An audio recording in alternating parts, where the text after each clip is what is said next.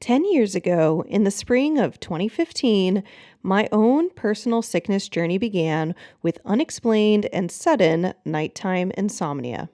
At the time, I had no idea that this seemingly small but annoying symptom was the beginning of a massive decline in my health that I could not slow or correct, no matter what advice I followed, who I talked to, or how much money I spent. Now, 10 years later, I have none of the original symptoms or diagnoses that I started with in 2015. And not only that, but my entire life has changed. My career's changed, my lifestyle's changed, and my mental and physical health is better than it had been my entire childhood. So, to celebrate my 10-year anniversary of becoming and unbecoming being sick, I've gathered my top 10 lessons from 10 years of struggling, succeeding, roadblocking, and failing my way through and into complete and whole body healing. Whether you're at the beginning of your own healing journey or have been in this journey for 5, 10, 20, or 30 plus years, I hope these 10 lessons bring you hope, insight, tears, and catharsis of how healing is not a straightforward journey, but if you keep honest and true to your values and needs, you will find the healing that you are looking for. Hey friend, welcome to the BetterBelly podcast. If you're currently trying endless supplements, doctor visits, and diet changes to heal your mystery symptoms, you are in the right place. We're here to solve the real root causes behind your gut, hormone, skin, sleep, and brain concerns, literally anything and everything in your body. My name is Allison Jordan. I'm a functional medicine practitioner that has supported over 150 clients just like you to heal problems that no one has been able to fix. You don't need a perfect diet or a random supplement you found on Instagram to heal. You need a proven system that heals your whole body from the inside out. That's what I'm here to share with you, episode by episode. It's time to make health easy again. And just as a reminder, this information is not meant to diagnose, manage, or treat disease. Always consult with your own health practitioner before you make any changes to your health. Okay, guys, so before we jump into today's episode, I do want to mention real quick that if you've been following along in the BetterBelly podcast this month, that we've been doing a gut-brain series starting at the beginning of the month. And today was supposed to be the last part of the series, but due to needing to reschedule one of our guest expert calls, we're going to record and air the end of this series at a future date in this year of 2025. So do not worry. We have one more guest expert who will be coming on, and I'm so excited. But in the meantime, I decided to take advantage of this open spot in the podcast to talk about something that I realized, which is that I am currently in my 10-year anniversary of being sick. So and not to say that I'm currently sick by any means, but once you kind of have this identity shift of being invincible or not having health problems, and then realizing you do have health problems, and even once you get out of them and I currently don't experience symptoms on a regular basis and everything's very smooth, you see yourself differently for the rest of your life. And so that's why I call it my 10-year anniversary of being sick, not because I'm currently sick. And I just had this sudden realization. It all started in the spring. It was like March, I think, which is pretty much where we're at right now. And I remember when this happened, when I started getting this very sudden and random insomnia, that I had actually asked for prayer from my small group at the time and said, hey, I'm not sleeping at night. I'm waking up multiple times. I can't fall back asleep. And then I'm getting really tired in the daytime. And I don't know why. I'm not stressed. I'm not anxious about anything. And that from that prayer request on is the beginning of my journey. Who knew? I definitely did not know. Little Allison did not know that 10 years from that spring, not only would my career have changed, but I would have learned so many different things about our bodies, about the current state of health in our world, in conventional medicine, and all the different ways that humans, people, women, children, men, adults are being underserved in helping themselves heal themselves from very chronic, very painful, uncomfortable symptoms. And being part of that healing solution, I had no idea that that was the journey I was beginning to embark on. So I really wanted to take time to honor that and also share some of my insights, because where I was in 2015 when I started getting sick and how I thought about healing in the body and what I thought my healing journey was going to be like, how long it was going to take, what steps were going to be involved, what it was going to require of me is very different than what ended up being true. And so I wanted to share what those 10 lessons are. And I hope that even today, even just one of these resonates with you. Maybe it makes you laugh, it makes you cry. Maybe it helps shift your own perspective or gives you permission to think about your health and healing journey in a different way. And I hope that that gives you freedom and maybe just gets you one step closer to feeling like, even for me, maybe you still perceive yourself as that like formerly sick person, but that you're not actively sick, that your symptoms are in remission. So without further ado, I'm going to start, because this will probably not be a short episode. I'm not going to try and make it short. I want to give it space and let it breathe. So let's start off. Lesson number one, I'm calling Healing Comes from Where You Least Expect It. And in my current state as a coach, I often, and I've sometimes said this on the podcast, you might have heard me say that a lot of times what I'm seeing, the key to my clients' healing, worked with over 1,000 people now. We have, 7 years. I have 7 years under my belt as a practitioner. When I see what really makes a difference in my client's health, it comes from what I call the black hole in your awareness. It's the thing that's causing this vortex of motion around you. And the motion is all your symptoms, all the things you can see, your mental health, your physical health, your fatigue, your diagnoses. But the thing you can't see is the actual black hole. And if you guys are familiar with physics, black holes cannot be perceived because they're the way that they are, their gravity is so dense that they actually pull light into it. So the only way you can perceive a black hole is actually by looking at everything else around it and what's moving around it. And so when we find that black hole in somebody's health, not because you can see it real easily, but because it's what everything else is vortexing around, that's when they find healing. So it's usually the thing that they're not aware of, that the client isn't aware of. And that was my case too. So, in 2015, I clearly knew that I had insomnia. I got rid of my insomnia by going on a dairy-free diet. Within 2 months of going on a dairy-free diet, I suddenly had intense gas and bloating and cramping I couldn't explain. I thought dairy was maybe getting into my diet somehow. It wasn't. I then ended up on the low FODMAP diet because I was still thinking in terms of health equals what you eat. I was still very, very, very visually focused on gut health, and whole body health is food and exercise driven. It's these tangible things. I went on the low FODMAP diet. In 2016, though, I had a big breakthrough at the end of 2016 when I happened to go to pelvic floor therapy for my constipation, because I had the lovely label of IBS with a constipation focus. I happened to go to a pelvic floor therapist who knew some modalities that I had no awareness of. They were called visceral manipulation and craniosacral therapy. It's something I do now, and I've actually covered what these therapies are and how they impact the whole body in multiple episodes, but probably one of my favorite episodes, if you want to learn more about these modalities, is called my Fascia 101 episode, which is going to be episode 90, and I'm going to put the link in the show notes for y'all to be able to grab.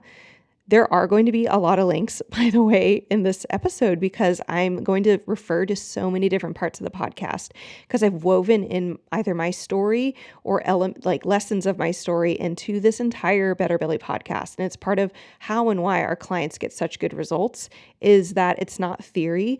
Everything we do is practically things that have worked for myself or my clients.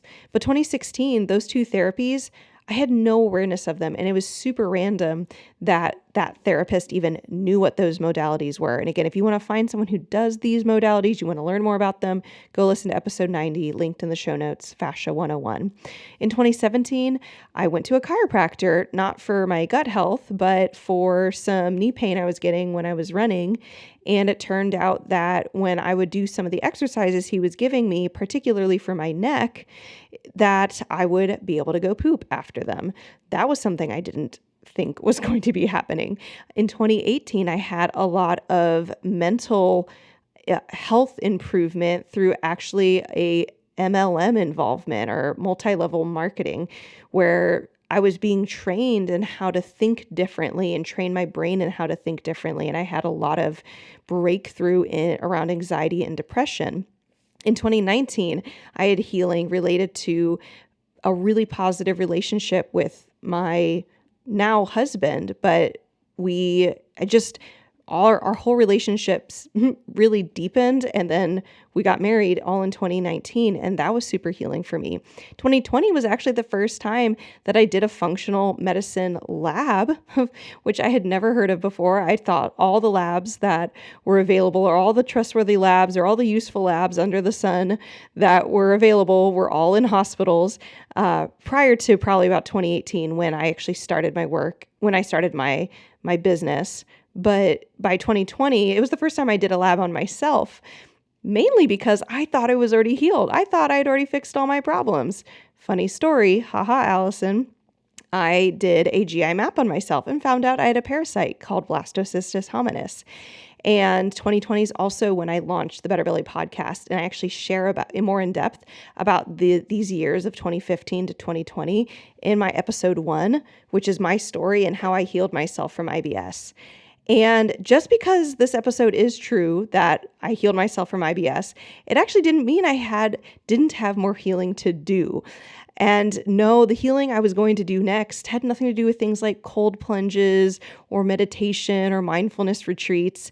It had to do with more hidden invisible vortexes or black holes in my life that I wasn't aware of. So that's lesson 1. Healing comes from where you least expect it.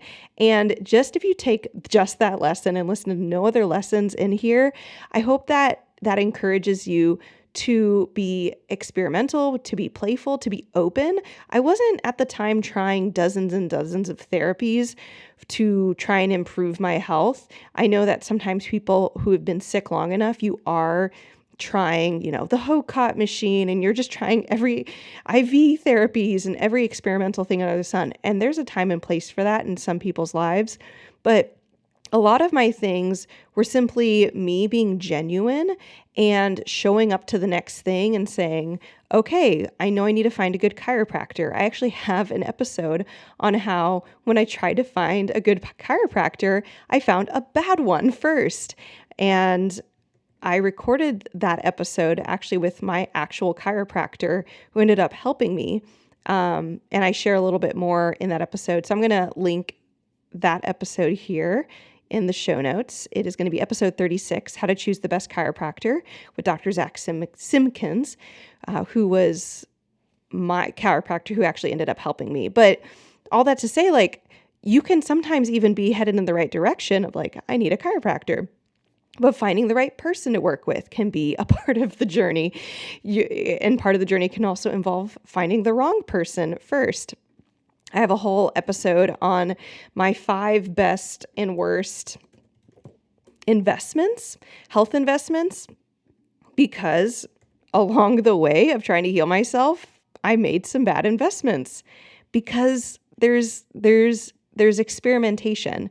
And my hope in the BetterBelly podcast is some of what I share helps limit the number of failures, or especially expensive failures, whether that's time expensive, money expensive, emotions expensive. I hope that this podcast helps limit those failures. But all that to say, these things that I listed just from 2015 to 2020, which is not even my whole healing journey, many of those were me just doing the next right thing and thinking that, the pelvic floor therapist might help me because they're going to do pelvic floor therapy on me, not having any awareness that it might be visceral manipulation and craniosacral therapy. So That's lesson 1. Lesson 2, your body will guide you to your next healing, either through new symptoms popping up or through intuitions about what you want to do next, or new life events that quote unquote force, or I like to use the word invite, awareness into that issue. And I'm going to use my own life story. If you're like, that was a very, very long lesson, but let me just repeat, your body will guide you to your next healing. So 2020, I said I did a GI map mainly because I had to, because of being in the FDN program, because that's what I am now. I'm a functional diagnostic nutrition practitioner, or FDN. I found out I had a parasite. So I was forced to do that test. But in 2021, I ended up miscarrying, or at the turn of 2020 to 2021, I miscarried. And this led me to having more discoveries of things going on in my body that were causing extra chaos and were not helpful for sustaining life. And then also actually impacting negatively my day-to-day health and symptomology. So I discovered specifically that I had corn and rice sensitivity and that I deeply needed a copper detox protocols. And let me tell you, when I did that protocol, it made my kidneys hurt like no one's business. My back hurt for like 3 days and then it went away. Everybody's reaction to a copper detox protocol is super different, and mine made my kidneys hurt. But I have a episode on miscarriage. I have a couple episodes on my miscarriage, but let's see. I will link episode 56 here and episode 73. So these have to do with the steps that I took after I miscarried, like what testing I did, and then how that led me to realize just very plainly that I had a corn and rice sensitivity and I needed a copper detox protocol. But when I did those protocols, I ended up getting pregnant later in 2021. And in 2022, I had my first daughter. She was born. And that whole process was interesting because I'd never been pregnant before. Pregnancy was not my area of expertise. My daughter was born breech. I felt really out of my element in the healthcare world related to birthing. I also remember really not knowing if I was going to suffer from postpartum depression, which felt like a high likelihood because I had depression growing up in high school and in college. I also got to experience the joy of seeing the healing practices that I did know about worked amazingly to help me recover from both my pregnancy and my cesarean or C-section. So I did things like gentle fascial work on myself, pelvic exercises that I did with clients. I did functional lab testing, particularly the HTMA retest, basically just testing my hair to see what my mineral balance was, and then do a therapeutic intervention to make sure that I rebuilt my nutrients in my body. And I healed really well physically in 2022. Then 2023 up till now basically became this like left field baseball in the face, not really not on my bingo card for my life at all issue, where my daughter started developing nosebleeds and skin issues, night terrors, some mild eczema on her skin. And just through me being aware of other issues that my clients had, I started looking into mold issues for her and also for myself. And we definitely discovered that mold was making our family, particularly me and my daughter, sick. Me not nearly as intensely or obviously, but she was definitely getting it. So I went from helping clients heal from mold to having to deal with it myself. And that took me and has been taking me whole levels deeper in my understanding of both empathetically what it's like to heal from mold and how confusing things can be, but also just practically all the intricacies and pieces around healing from mold. And I have a whole series on mold, as well as a bunch of episodes that are kind of around mold, but not in that series. But I'm going to link the very first episode in that series, which is going to be episode 219, Why You Need to Care About Mold Illness. Now, not everyone needs to care about it, but that episode is just the beginning of the mold series if you want to go see it. And I think it's 8 episodes. There's a lot of really good content in that series, really practical content on symptoms behind mold or like 5 signs of hidden mold in your home, things like that. Really, really great information. 2024, I call mold part 2, where basically we thought we left our mold situation behind only to end up in a home with an even bigger issue. My daughter developed unexplained vomiting, torrential nosebleeds that were happening in daytime, not just nighttime, where they used to happen. I developed tinnitus for the first time ever, both years, really not fun. We had to move. I cried a lot. And I've just learned a ton from 2024, things that I was forced to learn emotionally and practically about mold. And then 2025, I would call mold part 3, where we're finally in a mold-free living situation. I'm refining my understanding around mold, both for myself and for my clients. And all of these stages from 2015 to 2025 have helped me become a better provider, be humbler about what I do and don't know, calmer, and overall, especially for my own health, I feel less of a need to know or figure out or understand everything, but simply to say, let's go back to what we do know. Let's develop a team of people who can support me. For example, right now we're looking at moving into a larger space. Not like our current place is mold free, but we just want it's a 2-bedroom apartment, and I'm about to give birth. So we're looking into finding like a 3 or 4 bedroom house. And so there's one home in particular that we want to rent that it is not, in terms of the testing we've done for mold, it's not the worst possible, but it's not like obviously free and clear. So I've actually brought in some friends of mine who I've had onto the podcast, Lynn Furtado and Edward Braunman, who actually came and spoke in January on a air reactor called the high-tech air reactor, which helps actually break down and clean mold from your home. I mean, just amazing episodes if you want to get into some science. I will find the episode.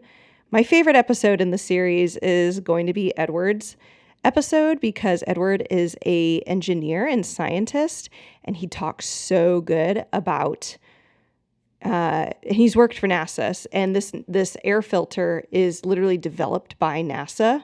So the episode's called The NASA Air Filter That Helped Him Save His Wife from Toxic Mold.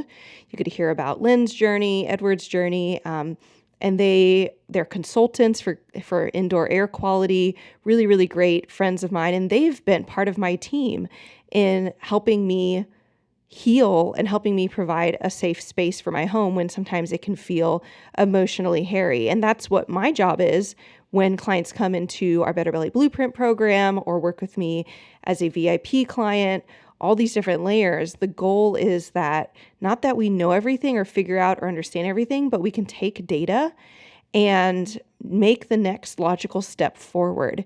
And over 10 years, I can say that even though not every step worked, or sometimes I made mistakes and hired the wrong professional, or took supplements that didn't really make a difference, or, spent monies on therapies that weren't the right focus for me at the time. There were lots of other things that I can look back and be like, that did make a difference. And it wasn't even the thing that I thought was going to make the biggest difference, but it did.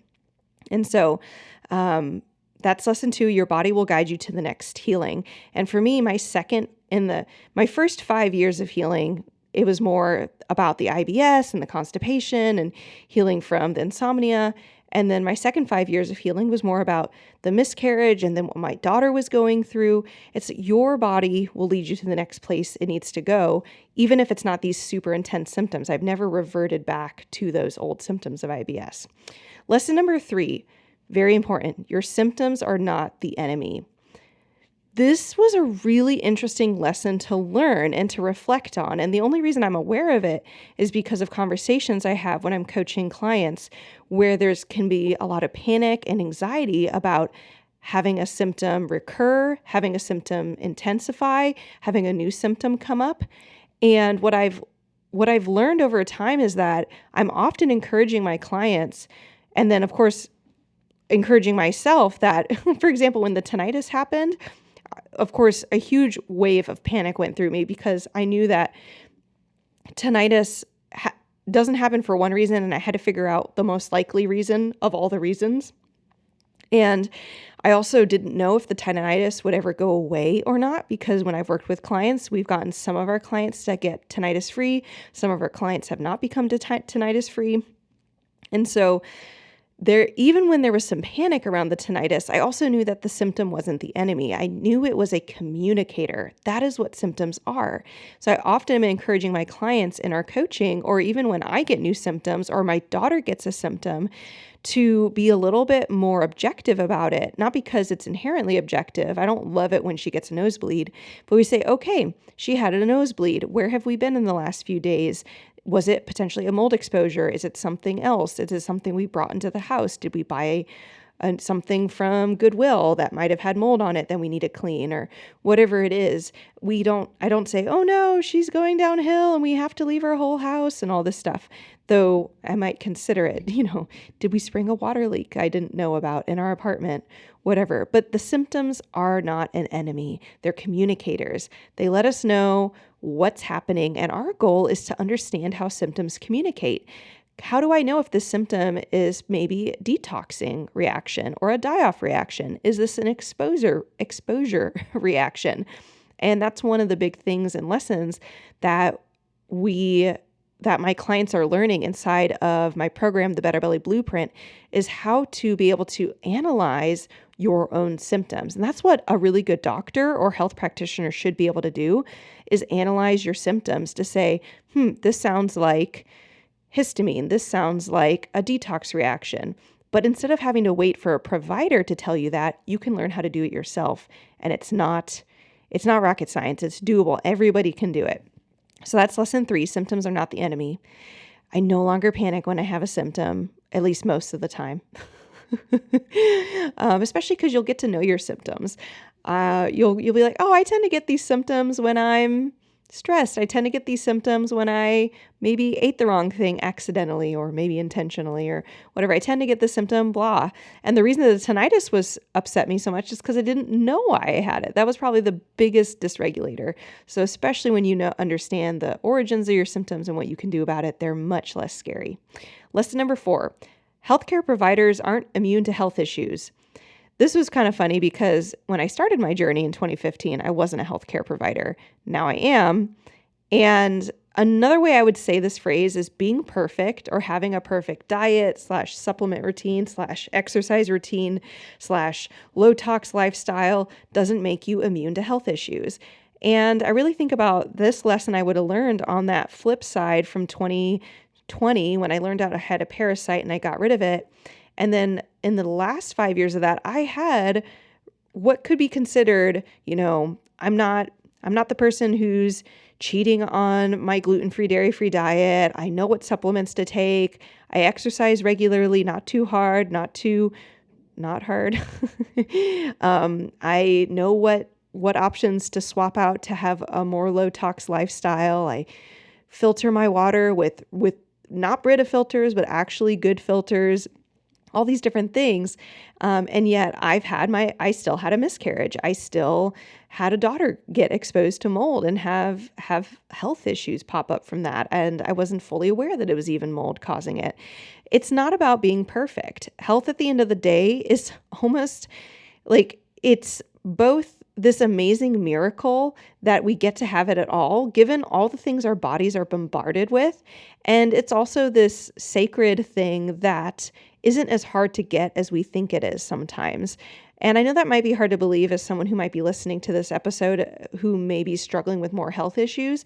But I find that for my clients who heal after working with us, they often are like, I don't even know how I'm healthy anymore. It feels like I'm doing the same things I used to do, which they are. They're sleeping, they're eating food. Maybe it's not the same food. Maybe it is the same food. They're just living life. They're breathing air. And yet suddenly things are working more easily because our bodies are intelligent. They're designed to handle toxins. They're designed to be able to push through problems we run into. And so coincidentally, being perfect does not mean you'll have perfect health. And being imperfect in your health, quote unquote imperfect, from like a societal definition of perfection, like certain skinniness, certain diet, certain calories, whatever, all the fake things that have nothing to actually do with health. But being perfect doesn't make you healthy, and being imperfect doesn't necessarily mean you're going to be super sick. There's just other factors going on. So let go of that need to be perfect, because you can heal without being perfect. And the great news is you'll never be perfect. So we can let that go and just know that when you hit good enough, you will be healthy and health will be easy. Lesson 5, you don't need awareness of every factor causing your health problems or fix every issue to see notable life-changing improvement. If you notice in my story, I didn't figure out I had a parasite until like 3 years after I had craniosacral therapy and visceral manipulation intervene in my life and make massive improvements in my health. And then I didn't get rid of the when I got rid of the parasite, I didn't immediately know about corn and rice also being an issue, or my copper toxicity being an issue, or even the fact that I genuinely believe that my health as a child, both my mental health and physical health, since I did struggle with constipation as a child, and I definitely struggled with anxiety and depression, I really believe that those issues were actually from mold exposures I was having in my childhood home. And so that is like, I didn't know about the mold until my daughter started having issues, but I was able to make notable incremental changes and improvements in my health and see notable life-changing improvement without being aware of every factor. And that is something I've definitely seen with my clients. Though I will say in the BetterBelly Blueprint, our aim and my aim is to address as many factors at once as possible, because many times when someone is struggling with chronic illness, it's not one issue causing everything, it's multiple issues. So if you can find multiple issues and deal with them in a logical order faster, you'll just get even higher results in a shorter period of time. So I hope most people don't take 5 years to heal like I did, or 10. Our goal is to help it come down to 6 months or a year, 2 years, kind of depending on what issues they're dealing with. Lesson 6, if you're truly chronically ill, you aren't dealing with one big issue, you're dealing with multiple, which I just said more or less, but basically said the opposite. If doing one thing hasn't helped heal you, maybe that's changing your exercise routine, doing diet change, which is a big one, doing supplements, another big one, doing one pathogen protocol. If you're like, I've done the Candida cleanse 3 times, it's probably not a Candida issue. Not that you don't have Candida, but Candida actually is a symptom of a bigger issue. So, all that being said, if you want to know about Candida being a symptom and why your Candida diet hasn't worked, I'll go grab episode 234 is our Candida episode. And so you can learn more about all the things no one's teaching about Candida that is keeping you stuck in Candida. Anyways, so the big thing is that you want to, even though you don't need to deal with every layer at once to get improvement, if you want to get typically long-lasting improvement or increased levels of improvement, like if you've improved but you plateau, or every time you go off a protocol or stop doing your diet changes, you get worse again, it's a big sign that not every layer has been dealt with. So that's why I built the BetterBelly Blueprint to deal with things in layers. And I've mentioned it several times. So if you guys want to learn more about it, I have a video training on it. You can go and see if you like video and audio learning. Go to betterbellytherapies.com/training and you can learn more about my program, the BetterBelly Blueprint. It's a proven process, worked with over 600 clients to get them results when nothing else has worked. And then if you like taking information in a more written format, go to betterbellytherapies.com/blueprint and you can read about the program, what's included, how long it lasts, what type of testing we do, the costs involved, all those juicy pieces of information. They're in both locations, betterbellytherapies.com/training for the video training and betterbellytherapies.com/blueprint for the written information. All right, lesson number 7, you need to work through your multiple layers like an onion. So take each layer in stride and know you might not get to every layer in one go. Again, the BetterBelly Blueprint's goal is to get to as many layers as possible consecutively, but you can't typically do every layer at once. You're not going to do a copper detox protocol and an H. pylori protocol and a heavy metal protocol. And you're not going to do all of them at once.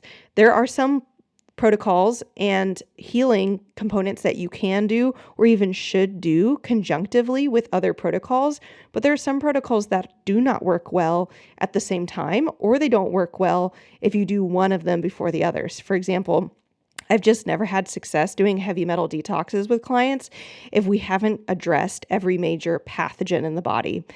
I just have not seen it be effective. So that's just one example, but you probably just be okay with not dealing with every layer. And I sometimes get clients who come to me very, very flustered and they are like, oh, I think I have Lyme and mold and Candida and H. pylori. And I'm like, we can address all of them, but like not all at once. That's also easier for our brains to be able to break it down into smaller bite-sized pieces. So you are totally welcome. And I invite you to just take whatever layer you know how to deal with in stride.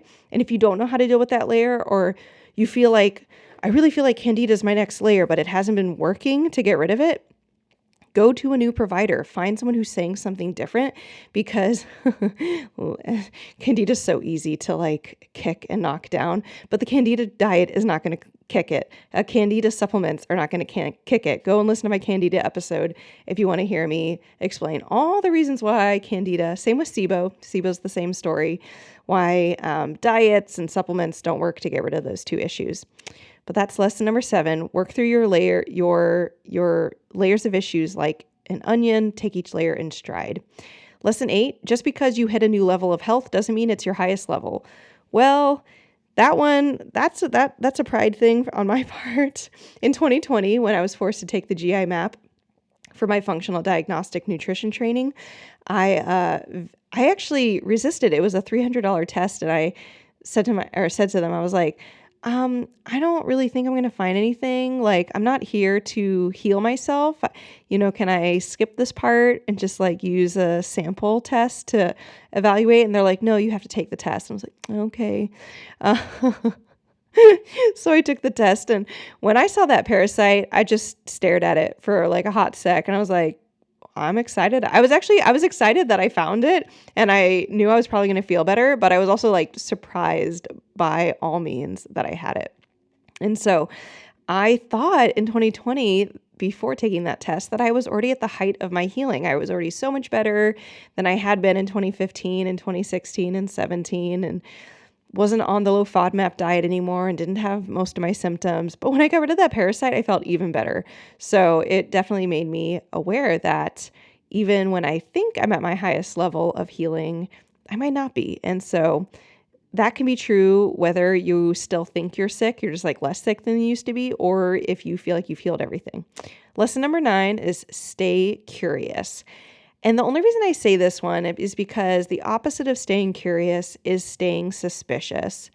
And I think that there's a healthy wisdom. There's a verse in the Bible that I really have always found interesting, and it says, be wise as serpents and innocent as doves. And there's a lot of ways, there's a lot of things you could pull out of this, but I always find it fascinating that, and Jesus says this, so whether you like him or hate him, it's interesting that it's spoken directly by him, that he says, be wise as serpents and innocent as doves. And he's encouraging his apostles and his followers to not just trust everything, and not be gullible, not be naive, but also be humble and be open to things. And so I think that there is some wisdom in saying, maybe not every person who says, I can heal your gut, or I can get rid of all your food sensitivities, or I can get rid of Lyme. Maybe not every person can be trusted, or every therapy is going to work the way it says it's going to work. But if you stay entirely suspicious, you become jaded, you become angry. And that's when I find clients that they never work with us, but there are people who will email us or consider working with us, and they're clearly so bitter on the inside about, I've already wasted all this money on stuff. I'm like, yes, wasting money sucks. I've done it too. We have lots of clients. Most of our clients, their average number of years someone's been trying to heal themselves in our program is 10 years. That's the average. It's not the most, it's not the least, but it's the average is 10 years. So yeah, after 10 years, if nothing's worked, you bet your booty that someone spent money on labs and therapies and supplements and practitioners, equaling often up to a minimum of $10,000 and often more than that. And that can make someone much more protective or guarded. But if you're only protective and guarded, it also means that your hands are not open to receiving what is next for you. And so I find that staying curious doesn't mean you accept everything. So staying curious isn't like believe everybody or like never be, wary of something. But it does mean keep your mind open to things. And that's definitely been key for me in finding my healing. And lesson 10, find good healers, stay close to them, know when to leave. This is a big, very, very interesting one. I actually have an episode on how to find some of my advice on how to find a good healer. So episode 33, how to know it's time to get help, plus how to find a good health practitioner. Just some of my tips as a health practitioner, things I've done to find people who I trust, things that I find when someone finds me and I can tell that they're a right fit for us or that they're comfortable with us, what I observe about their decision-making process. I share all of that in that episode. But so finding's the first step. You need a team. You cannot do this on your own. Google is not good enough. AI is not good enough. But you do want to find good healers, stay close to them. This is a really interesting component because you need to have, that practitioner isn't going to be your savior. They're not going to fix everything for you. So you need to actually have emotional boundaries and not become codependent on practitioners. That can be icky for them and icky for you. But one of the things that I've seen when we transitioned from a purely one-to-one model where I only worked with clients if they were working with me in one-to-one calls, and we started things like group coaching calls in the BetterBelly Blueprint, is that we would have clients in the BetterBelly Blueprint. They are responsible. The only way that they get coaching or support is if they ask for it. They're not getting these like, well, I'll see you in a month on this date for this call, and I'm asking them questions at that call about how things are going.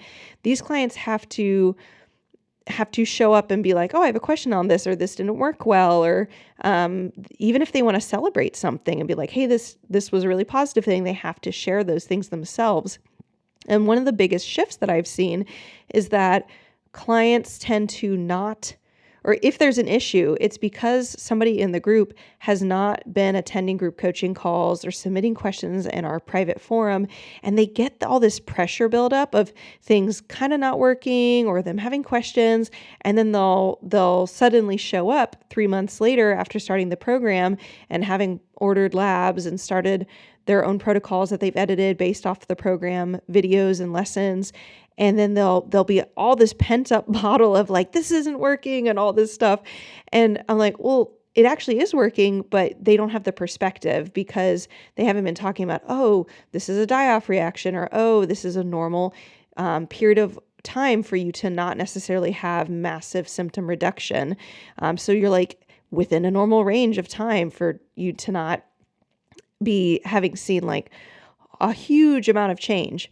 So my big thing when I say stay close to that practitioner is let them into your heart, let them into your life. What's stressing you about the protocol that you're going through? What's a win? Be aware of your own wins. And hopefully that practitioner, if they're talking with you, is going to draw that out. And if you're more in a group program setting, you want to be more intentional with your own mind and heart to bring those things up so that you can be present for them. And I find that many times, if we get one of those clients just on a group coaching call where they can talk with me live, they suddenly, by the time they're done talking with me, it's not that their whole protocol of everything they're doing is changed. It's that they perceive it differently. They understand their expectations have been set differently. So now that they understand, oh, this is where I'm at in the healing process, and these are the changes I can expect at this point, and this is what's going to happen next. And they're so much less tense. So stay close to your practitioner because they can help guide you and just let you know, like, hey, we're halfway up the mountain, or it's normal that your thighs are burning at this point in the run, or here's how you can help with the blisters on your feet. It doesn't mean stop walking or stop hiking. It just means let's, do something to help your blisters so you can keep going. Or maybe they will say, hey, why don't you take a nap and we'll keep going after that. So you definitely want your guide to help help you even manage your emotions, not as a counselor, but as somebody who's going to help set your expectations. And then know when to leave. This is actually probably one of the things that I've not realized, or haven't been conscious about, but I think I've been very good about knowing when a practitioner has served their full purpose, not because I'm fully healed, but because I was able to glean everything that they knew or everything that they could do for me and be able to say, yeah, I don't need that person to see me weekly or monthly anymore for craniosacral therapy or for chiropractic care. A really good practitioner is going to get you to the next level of healing, so you don't need them all the time. And I find that sometimes I've had clients who I've perceived that they might not be getting better because they keep looking for small things they need to fix instead of actually just settling into like, I'm actually kind of healthy, and like letting their hair down, letting their anxiety down. And that's just me as a practitioner observing things and thinking, I wonder if they're just uncomfortable with letting go and like not having these weekly appointments or monthly appointments. And so letting go is a normal part of working with a practitioner, including practitioners who didn't help you. You can let go of them. You can let go of the money you spent on them, the supplements you bought because they said to, the diet changes that they recommended that didn't work. Let go of those things, because if you don't, your hands won't be open and free to receive the next thing that will help you. And if you are interested at all on this topic of how to let go, I really love the book called Necessary Endings by Dr. Henry Cloud.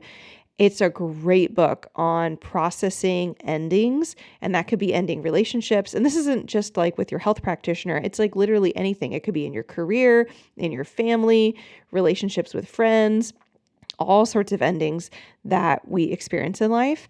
Very great book, Necessary Endings by Dr. Henry Cloud. And so I do think that when you find a good healer, celebrate it, stay close to them, do the things you need to do to get the support you can from them, whether that's booking that next appointment or showing up to your group coaching calls or asking questions, and then know when to leave. Just bless and release them, whether they helped you or not, and then bless and release yourself, whether they helped you or not, that you did your best to choose the right person and maybe they weren't right. The last lesson, this is technically 11, so I'm calling it a bonus lesson. Your best healing practices may be the things no one else is doing or talking about.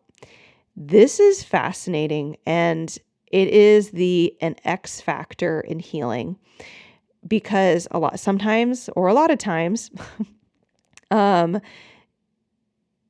when I have a client who shares with me what made the big difference, it's, I did what you recommended, but I did it at half the dose. I did what you recommended, but for a shorter amount of time. Or, your lesson, Allison, on detoxing the liver made me think of this other thing I know about that I actually already had the tool. I already had the supplement, or I already had the equipment in my house, and I hadn't been using it, and I decided to use it, and it worked amazingly. And it might not be things that are even in my program, but they're inspired to use it, and they use it conjunctively, and it ends up being the X factor in what helps them.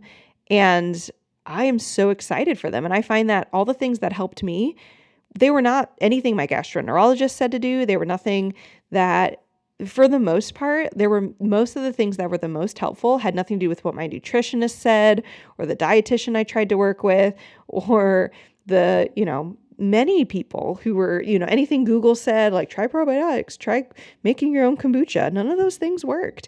I was willing to try them, but it was the things that I intuited were the right next thing and sought out, like a good chiropractor, doing the FDN program, etc., that ended up finding this like massive healing for me.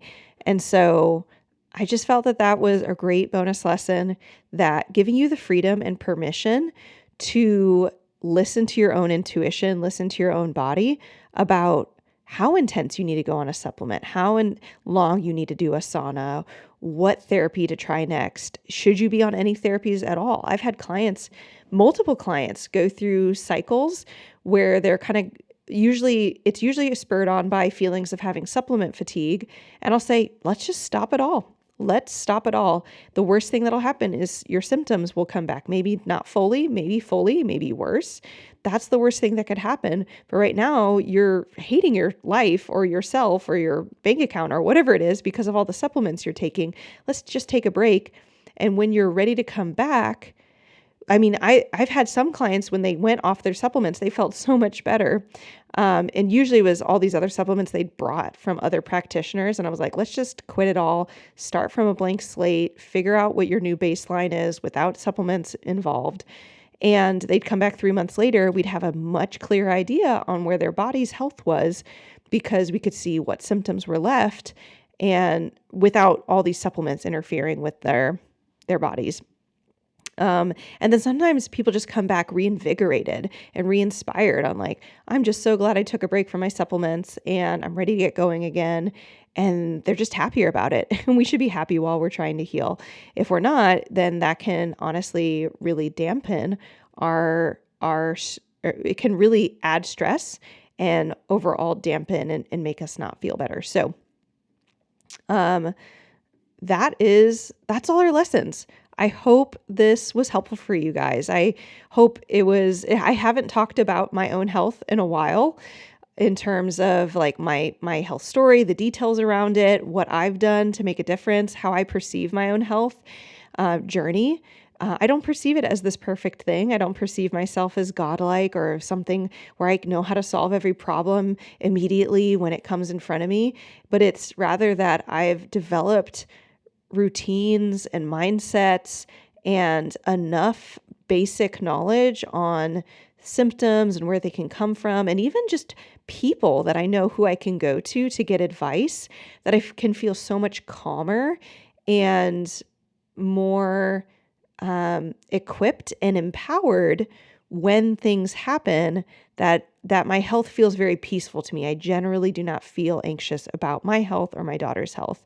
Though, again, things can always set me off, like that dang tinnitus when it started. So it is okay if you're feeling anxious about your health. It's okay to not feel anxious about it, even if it's not perfect. It's okay to take things in layers, and healing can come from where you least expect it. So maybe you are tired right now and you're tired of paying people and you're tired of buying supplements and you're tired of trying labs.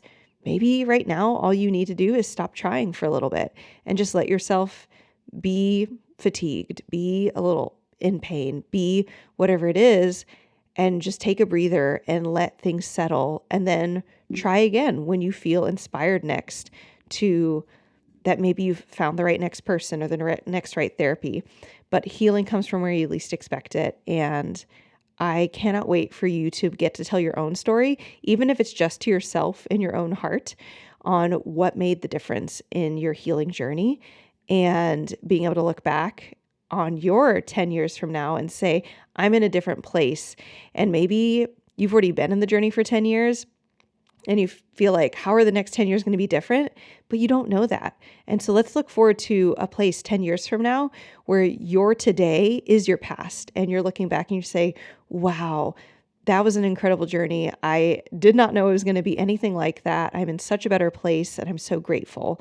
So that is my prayer for you guys as you go through this. If you want any support in doing this yourself and you want to see if our program feels right for you, you can go to betterbellytherapies.com/training for our audio and video training on the BetterBelly Blueprint, why it's different, why it's going to help and has helped so many of our clients when nothing else has, what's included in it, why it's so different and why it's going to help. And then you can go access the written information on it inside betterbellytherapies.com/blueprint.